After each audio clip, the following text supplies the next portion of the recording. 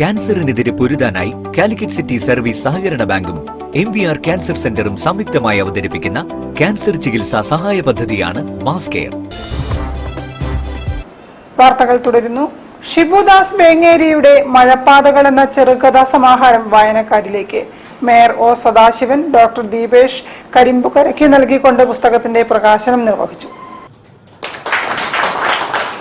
ഷിബുദാസ് വേങ്ങേരി രചിച്ച മഴപ്പാതകൾ ചെറുകഥാ സമാഹാരം മേയർ ഒ സദാശിവൻ ഡോക്ടർ ദീപേഷ് കരിമ്പുകരയ്ക്ക് നൽകി പ്രകാശനം ചെയ്തു.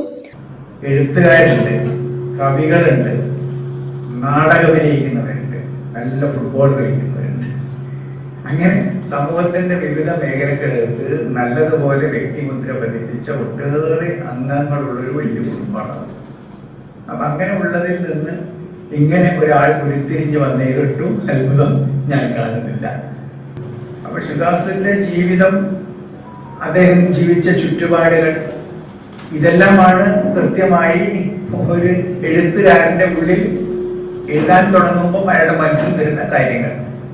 എന്നാൽ ചില എഴുത്തുകൾ വായിച്ചു കഴിഞ്ഞാൽ, ചെറുകഥകളാവട്ടെ മറ്റു പ്രസിദ്ധീകരണങ്ങളാവട്ടെ വായിച്ചു കഴിഞ്ഞാൽ നമ്മുടെ ജീവിതവുമായി ബന്ധപ്പെട്ട് നേരിട്ട് ഉള്ളതാണെന്നൊരു ഫീലിംഗ് നമുക്കുണ്ടാവും. അത് കുറെ കൂടി ഹൃദ്യസ്ഥമായിരിക്കും, നമ്മളായിട്ടൊരു ടച്ചും ഇല്ലാത്തതല്ല.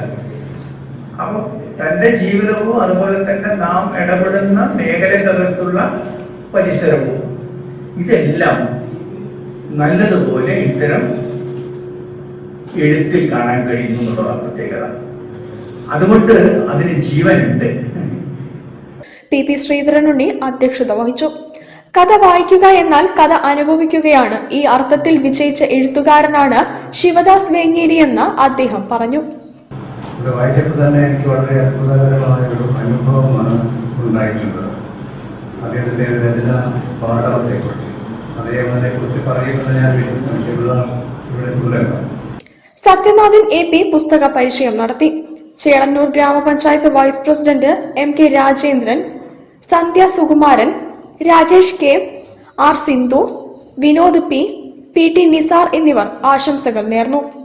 എഴുത്തുകാരൻ ഷിബുദാസ് വേങ്ങേരി മറുമൊഴി നടത്തി.